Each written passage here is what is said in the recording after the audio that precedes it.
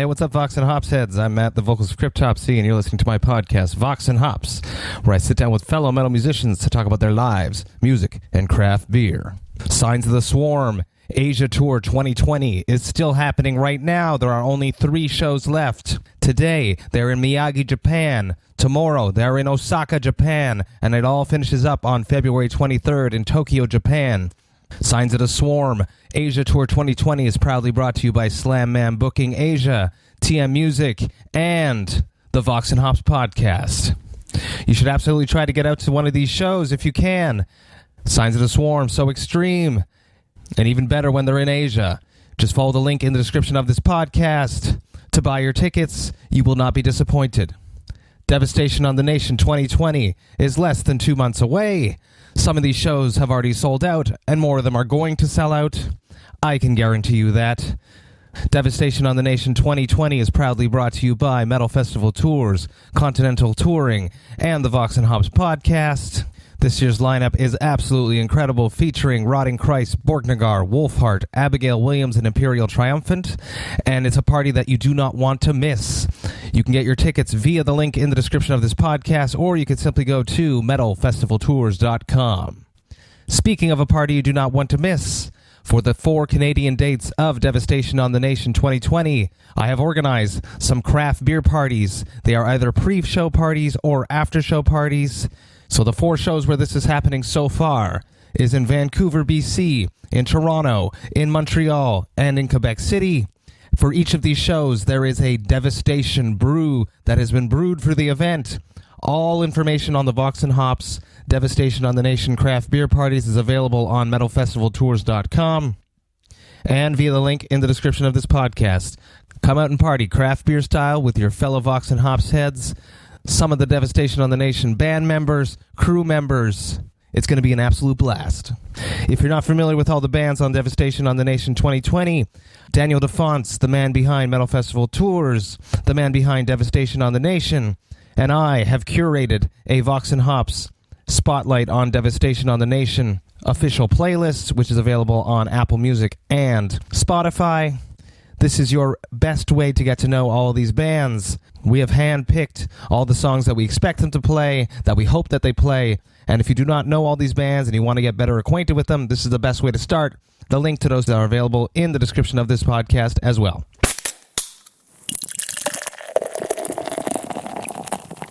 Hey, what's up? This is Bradley Zordegger from Banger TV and Exclaim, and you're listening to Vox&Hops. Hey, thank you so much, Bradley. Huge shout out to my Canadian brother from Banger TV and Exclaim. I love you, brother. Thank you so much. Today I'm with Andreas Bjulver, the vocalist of Cabal. Here it is, Vox&Hops, episode number 110.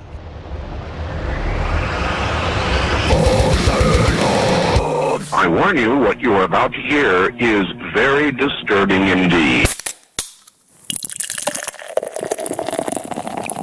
Hey, what's up, everybody? Today I'm with Andreas Bjulver from Cabal. How are you doing, brother? It's good to meet up with you. I'm good. Thanks for having me. It's nice being in Montreal, enjoying the nice weather. Yeah. You were saying that this is your first time over here in North America. Take me back to you when you were young. Is this something that you ever imagined would happen? No, like a lot of the stuff that's going on with the band right now, if you have told me that like when I was a kid, started getting into like playing music, like maybe 15 years old, like having no idea what I was doing, I would never believed it. Take me back even further. You're growing up in your house. What music was playing when you didn't have control over what was playing? What did your parents listen to? What was the soundtrack of your youth? When I started listening to my own music at like really young age, maybe like 6 or 7. I got like Discman. I got like the first record I ever got was like the Michael Jackson Greatest Hit, like the one with the statue on. I can't remember what it's called. I had it too. Yeah, exactly. I think my parents listened to a lot of that stuff, and I think there's some IM in there as well. Some like maybe some of the like the classic rock stuff, and just like what kind of like whatever my parents are like, they're into music, but not like they're not nerds about it like I am. Where do you think it came from, that passion, the inspiration? Your parents were not musicians. No. Where do you think that came from? I'm not really sure. I think like for some maybe I saw something on the telly or something like that. because as long as I remember, I always thought like music was like the shit. It was like I got like a Nirvana record when I was 8. I was like, yes, that's like, this is the best thing ever. I got I think it was like Nevermind, wasn't? That was like the one with the baby on it. That's right. They're one of their big hits. Yeah. Well, one of their big hits. Yeah, I got that one. Like my mom gave it to me when I was like 8 for my for Christmas. I was just like instantly hooked, and I started listening to Slipknot, and all like kind of like evolved like the whole new metal thing. That's a big jump to go from Nirvana to Slipknot. I was just like, it opened me up to like it, because Nirvana was like the first time I heard somebody like kind of like screaming in a song. Like I think it was like, oh, what is this? That one song? Territorial Pissing or something. Yes, yeah. That song where it was like super harsh vocals. Yeah, like really poorly, like technique wise, but it was like really intense. I was like, whoa! It's a huge jump going from hard rock vocals to vocals like that. Of course, yeah. So I think that kind of like turned me on to like, okay, there's something else than people just like singing. And then I remember like playing this stupid Flash game and like in school on the school computers instead of doing what I was supposed to do in the data room, like. And it was like Slipknot with Wait and Bleed going, and I thought it was so cool. And then I found out like one of my friends from grade school, his sister had like the Slipknot self-titled. It came out, so he made a burnt copy of it for me. I was like, I listened to it so much. It was like, yeah, I couldn't stop listening to it. Such an unbelievable vocal performance on that record, Corey Taylor. Yeah, I hadn't heard anything like that before. He's like, could both scream and he could sing really well. And it's like. It was also like the perfect entry-level stuff, because it's like they have like the softer songs like Wait and Bleed, they'll lure you in, and then you have like something like Surfacing that was like so fucking aggressive. Like at least like it's the wildest thing I'd ever heard at that age. Like, did you always want to be a singer? Is that something that always brought you on? Were you a child that sang? No, I think I was just like singing a bit. I actually wanted to be a guitarist at first, and I used to play guitar for a few years, but it's like I got good enough to play like Bob Marley around the campfires and shit, like good enough to get girls, which is but never better than that, because like for some reason just like I just didn't have the patience to just like to get really good at, like I tried playing Slipknot songs, and I think that kind of broke me. It was like it was too hard. It's like this like isn't just power chords, you actually have to do some chugging and there's like all this stuff, so I like kind of gave up. And then I went to a boarding school. Like 16, I had met some guys, and we talked about fun to play some music and some metal. I was like, at that point, I kind of realized, okay, I'm not gonna be the guitarist because I'm not good enough. I'm not like, I don't want to put in the time. And I started watching YouTube videos about like vocals. I was like, yeah, I can do that. I watched one. I was like, yeah, I'm doing that. This guy doing inhales. Oh boy. So I did that at first and sounded terrible. So I did like that for a solid year, and like my lungs were aching, and like it's crazy. I don't know how people do it. And no, I actually managed to get like something that sounded like vocals out of it, like after doing it for a while. And then I went to like high school, met some guys, like got invited to join a band there. And this like guy is like, hey, why don't you try doing like the right way? I was like, oh, is that a thing? Like, is that how people actually do it? Because it might be why my vocals doesn't sound as good. Like, I started doing that, and like an epiphany, like, whoa, it's like right away it just sounded better. No, not first, but I could like feel like I get more force, and it didn't like fucking hurt my lungs, and it's like, and better tone. Yeah, just more control of everything. More power, like just like a better technique, like an actual technique. Like, we are at Le Saint-Bock Brasserie Artisanale, one of my favorite places in Montreal. If you're downtown and you're looking for craft beer, you should absolutely come here. We were just delivered a very clear beer. We ordered a Sour Pilsner. It's called La Surprise. It's really good. It clocks in at a 4.7%. Let's see what the sucker's got. It smells like a sour beer would. Sour yeast. Oh, it's good. Yeah, I like it. Clean. It's nice. Very fresh. Yeah, nicely sour, but not over the top. It's super see-through. It's got a nice little white head. I love Le Saint-Bock, and everyone should come here. Take me back to who, aside from Corey Taylor, who else would have been some early Scream influencers that you turned to, maybe trying to mimic, trying to take some things from them? Who would those people be? I think like one of us, like I don't think I ever tried to mimic him, but one I was super impressed by was like, what's the guy? I totally forgot. Jonathan Davis, like because he did like the whole like those weird things. I'm like, oh, why? Like, how is he doing that? So like for me, it's always been when I find somebody who's doing something I haven't heard before, it really intrigues me because I'm like, okay, like how is he doing that? Like, so, but I think like one of the like things that really made me want to get into being like a vocalist in the kind of like metalcore, deathcore, like the whole core thing was like the guys from Parkway Drive, like I think like Winston, he had like very classic like metalcore vocals, like but just like sounded like I was so blown away the first time I found him like on MySpace. I listened to like I remember like I think it was right before they put out Killing With A Smile. I listened so much to like the song Romance Is Dead that I remember like to it until it was like 4 at night, and I got late, like couldn't go to school almost the next day because I didn't sleep because I was just listening to that song. Just on repeat? Yeah, I was like, this is insane, it sounds so good. And they had breakdowns, I'd never like heard that before, and they had this thing we call like the Parkway thing where you'll play one breakdown followed by a heavier breakdown. And I was like, my mind was blown, and his vocals at that point I thought it was like so good and it was like very consistent, and he had it was crazier than the thing like Corey would do, but you're still like you can still hear what he was saying, like, so that really like that I think around that time was like when I was really like, yeah, I want to like sound like this guy. What steps did you take to get there? I just like started rehearsing, like going to the rehearsal room, just trying like stuff out, and like it took me a while to actually get good at it, to get to a level where I won't blow out my voice at every rehearsal, because for some reason like I just didn't really read up on it until like a long time and just like experimented. And I think it might have been like a good idea to actually like watch some tutorials, like the one I did with the fucking inhales. Maybe that scared me off of tutorials. But you watched that one wrong tutorial to start. Like, never doing that again. When you started reading up on it, who were some people that you read up? Who did you stumble across? No one special in particular. Just like watched random YouTube videos with just like people who actually like talked about like the technique and like how the voice works, like the whole with the vocal chords, getting like them clasping and shit, like the whole like how you should actually go about it, like with breathing exercises. I can't remember who it was. Just watched as much as I could about it. Like went into like the YouTube hole, just like watching hours and hours of like that stuff, and warming up is like when it really like clicked for me. It's like, oh, I can actually do something. It's just like not going there cold and just blowing out my vocal cords. So talk me through your typical warm up. I chug a lot of water. I try to drink like water all day long, and I would do like this, like start out in the morning just like putting on some music, like some melodic stuff, just like sitting along, humming along to it.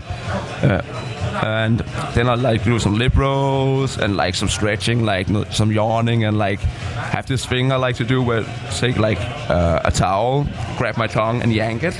Really? Yeah, it's like it's unpleasant and makes you gag, but it's like apparently like it stretches your vocal cords and it's like you can really feel it. You should try it. Like really, I've never heard of that one. Yeah. Like get a towel, pull your tongue, like open up because like it extends the vocal cords, and you can like.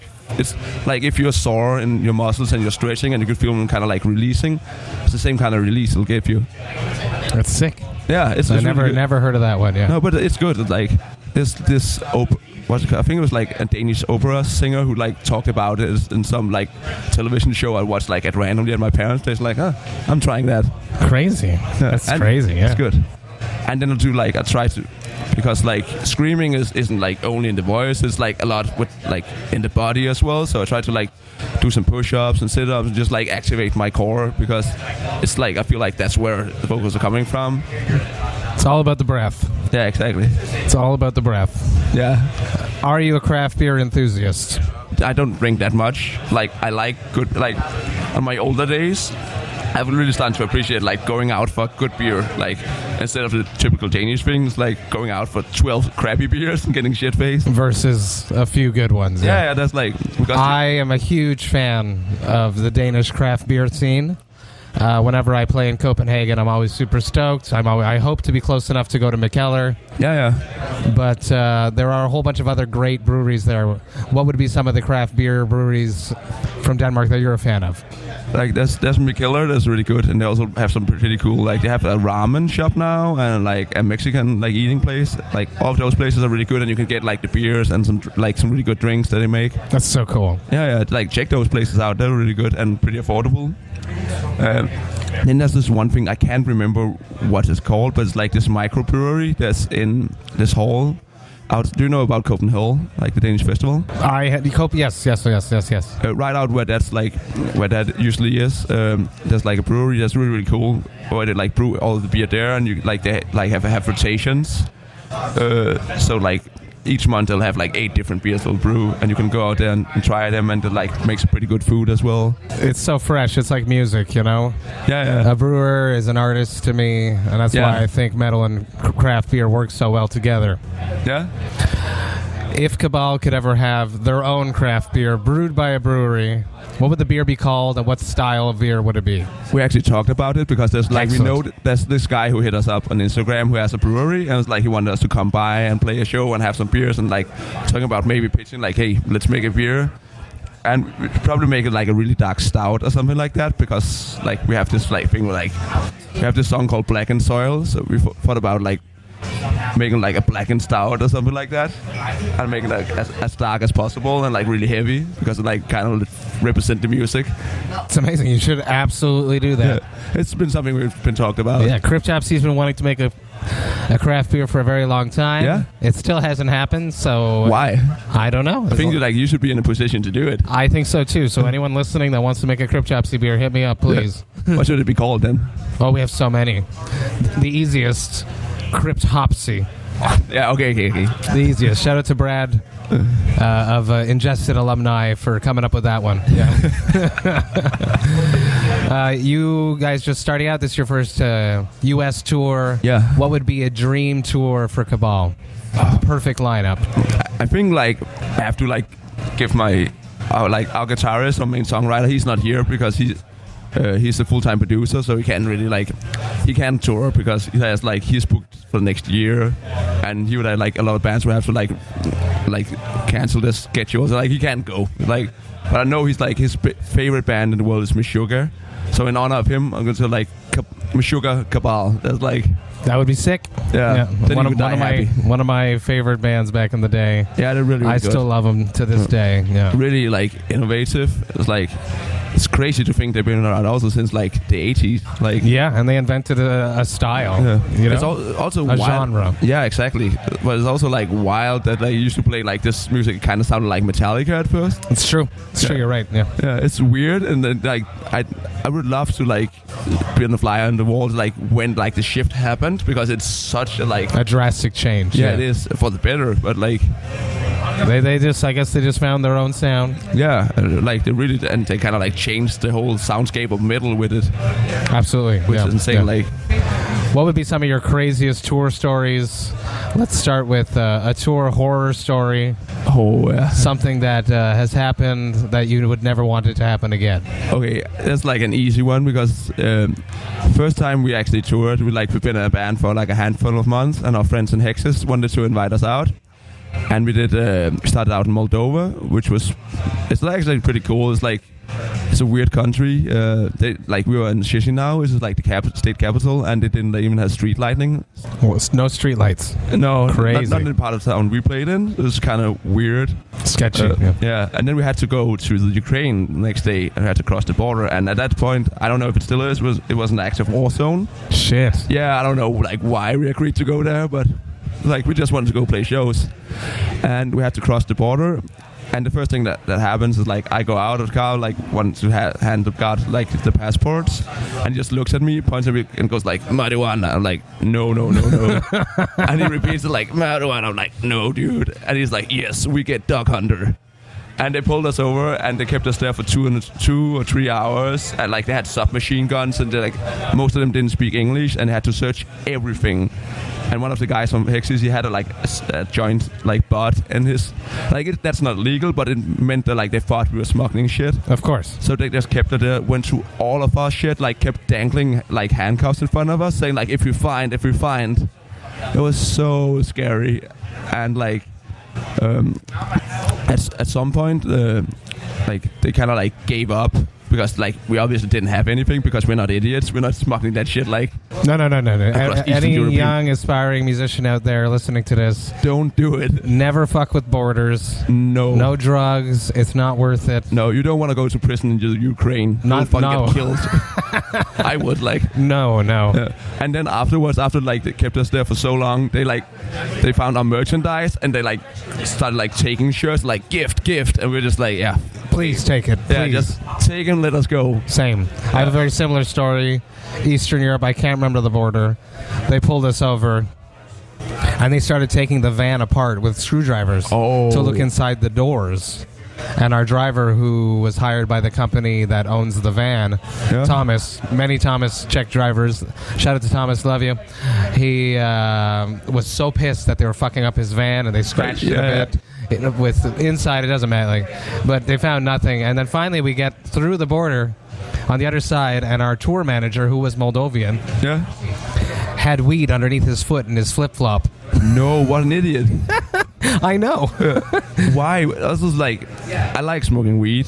We didn't know until afterwards. No, but why? Again, I like smoking weed, but I'll rather go a few days without weed than risking that shit. Not worth it. It'll fucking destroy your life if you like it. Not worth it. What is the moment that you're most proud of in your career with Cabal? I think one of them must have been we have this thing in Denmark called Roskilde Festival. I don't know if you've heard of it. I have not. It's the biggest festival in Scandinavia. It's this legendary festival. It's I think there's 130,000 people attending. Wow. Yeah, we got booked to play there after we've only been a band for 2 years. We just released a debut album, and we got this our managers was hey, you guys want to play Roskilde? I was at work, just throwing my keyboard away, yes. I was insane. It's because I think that year was Eminem was headlining, and it's a huge festival. If you imagine, not just a metal festival. No, if you imagine maybe Lollapalooza meets Burning Man. Crazy. Okay, cool. And we got to play there, and people it's not a metal festival. There's a lot, but they're really good at finding underground metal bands. Converge has played there a few times. They have everything from Eminem to Converge, everything in between African folk music. It's somewhere I've been there last 10 years. It's a music festival. Yeah, it really is, and it's if you're a musician in Denmark, that's the dream, getting being allowed to play there, and it fucking happened. And you guys should have just broke up right after. Yeah. Doesn't get any better. This is the top. Yeah, it was so crazy, and one of the best shows we ever played. We played in the warm-up days, but a few thousand kids came out and just went fucking crazy, and unbelievable. That's sick. Yeah. You guys have had some guest vocalists on your records, notably some big names every time. Yeah. Talk me through the decision of getting these people. How does that work? Do you hire them? Is it a favor? Are you friends? How does that work out? I think the only one we ever paid was CJ from Die Artist Murder. I just wrote him on Instagram because we thought hey, I used to work in digital marketing, so I'm into marketing. I was hey, their fan base would kind of fit ours, so it would make sense to invest in him doing a feature. I just wrote him on Instagram, hey, do you want to do a paid vocal feature? And he was yeah. Sweet. Yeah, it's easy. Yeah, and then we had Philip from Humanity's Last Breath. This is we kind of know the guys because they're from Sweden, and they play music that's kind of similar in vibe to us. So we just our manager knows him a bit better. Just got him to ask if he wanted to be in a song, and he really wanted. So it's cool. It's always nice when it's easy. Yeah, and right now we have Matt Heafy did a feature. We played this thing called Copenhagen last year, which is a big metal festival in Denmark. And they were there, and I saw him posting about us on social media. Sometimes it was I think he's aware of us, And then we could hear them sound checking on the main stage, and he was playing one of our songs. Like, no way. It's just like this is a song called "False Light." It has like this chugging like da da dun da da dun. No da, way. It was like whoa. A huge band. Yeah, and we were in the like the hangout area from the artists, and he just like came up to me like, "And you're the guy from Cabal." I'm just like, "Oh, shit, aren't you like a real rock star?" Like, and we like hung out, and it was like fun. And just like asking him like, "Do you want to be on the song?" And he was like, "Yeah." That's sick. Yeah. Super huge. Yeah. And then we have Jamie from Polaris, like a big like rising metalcore stars from Australia. Just like one day we posted like a t-shirt on Instagram, a new design we made, and there was like this guy that was like, "Hey, can I buy one of them?" And the name looked familiar, and I found out it was him. I was like, wrote him like, "Hey, I'll send you one if you promise to wear it at a show." And we just like started talking, and then they played in Copenhagen. I was like, "Hey, do you want to come like do a feature?" And yeah, I gave him like a burger for it. Unbelievable. So it works out well that your guitarist is the producer of the band. So we have our own studio. That's amazing. Talk me through that. How does that feel? It feels good. Have you before gone to work in other studios with other people?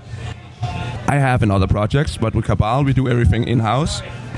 So like, it also allows that like he'll do pre-productions that sound like finished stuff. So he'll send me that. I'll write like I'm always on my phone like writing stuff. Like I'll have like notes where I'm like, "Oh, this could be a song," and like song topics, lyrics and topics. Yeah, just like sometimes I don't know why, just like I'll have a sentence pop on my head. I'm like, "Oh, that's a chorus." I'm like writing that down. That's great. Yeah. And so he'll send me the songs, and I'll kind of like take this half-finished songs I have and like, "Oh, it could actually fit. It has like kind of this vibe," and then we'll like work on it together and like show all the other guys, and they'll have their inputs, and just like it allows us to have like a really good like base product to work with, and then we can like go to the studio and like have all the time we want there almost, which is like crazy. I've never like been able to write in this. Like we go to the studio, I have like a finished or like ideas of how the song is supposed to be, but like we can just work on it all we want there. So there's no pressure. No, not really. Which is really nice, yeah. There's a lot of pressure. Like at first when I got into the band, I was so intimidated because he used to play in other bands. He's like so good. He plays everything really well. He's like one of those annoying guys who can just pick up an instrument and like, "Oh, now I'm a master of this instrument."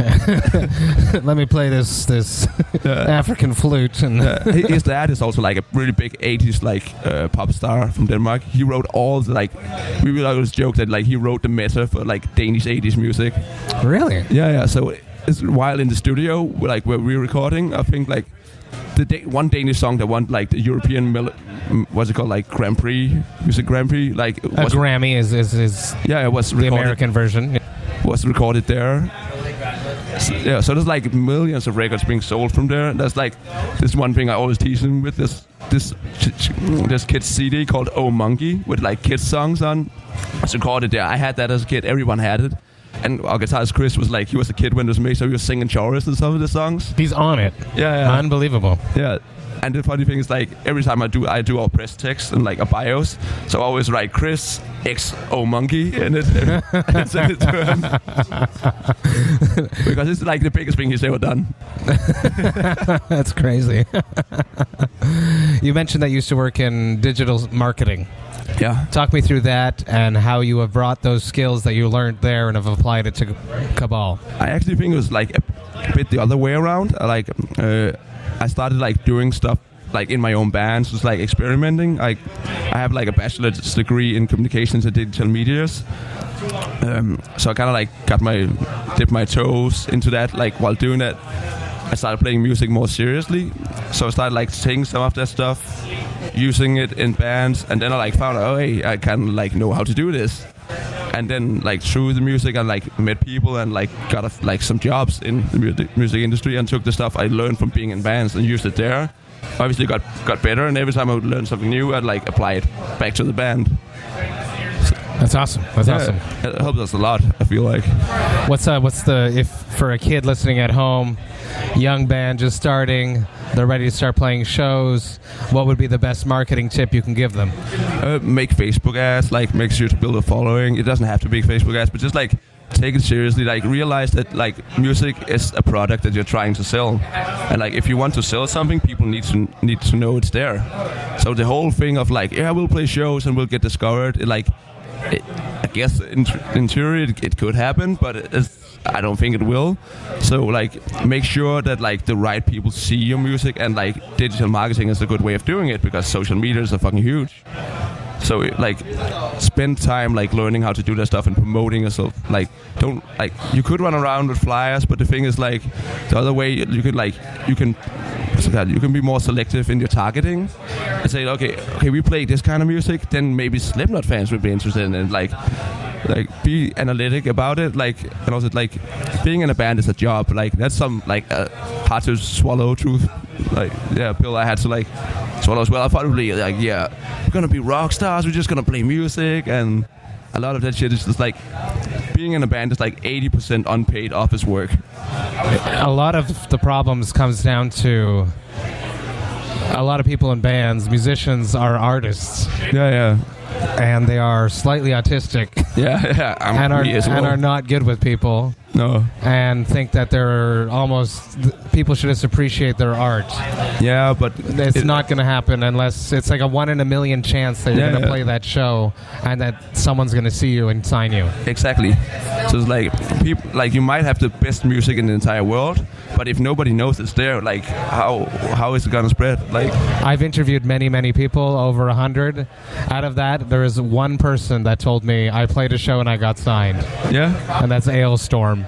Yeah. The only people. Yeah. We played a show and got signed, but that was no, but it's like okay. Now I want that story. Yeah. No. It's like it was also like not like just a random show. It's like our manager. He had like this Christmas thing that he does like every year for like the management bureau, where he'll like invite people. Like it's almost like a showcase. Yeah, exactly. Yeah. So that kind of it doesn't count. Yeah. No, not at all. So like that's what it's supposed to do. Andreas, thank you so much for coming, drinking a beer with me, having a chat. Of course, man. Super stoked to see you tonight. Yeah. At Fofun Electric. It's the CBGBs of Montreal, classic venue. Nirvana has played on that stage. Oh, insane. Tie this whole interview in a nice little bow. Cheers. Sick, man. Cheers.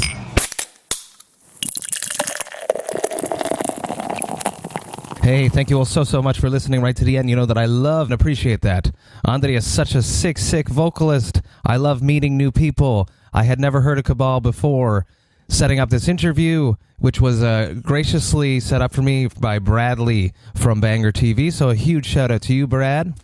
And I did not regret it. I really enjoyed their show. I actually have really gotten into their CD. I'm super stoked for their new album, Drag Me Down, which is dropping on April 3rd. You should absolutely get that on your radar and check it out. Cabal are a band that you want to keep your eyes on. They're going to do a lot of great shit. So huge cheers and a shout out to all the boys from Cabal. A huge shout out to Andreas for coming onto the podcast. The best way to support the Vox&Hops podcast is via the Vox&Hops Big Cartel page. Up there right now for another limited time. The very first Vox&Hops Enjoy Life Metal and Craft Beer Zip-Up hoodie. For pre-order, they will be up there for another week or two, and then that's it. They're going to be gone. You're going to miss the boat. If you want to get one, you should get one right now via the link in the description. Anything that I receive via the Big Cartel page is greatly appreciated. And there would be no Vox&Hops podcast without all you Vox&Hops heads. I hope you have a great weekend. I hope you enjoy your week. And remember to enjoy life, metal, and craft beer. Cheers, Vox&Hops heads.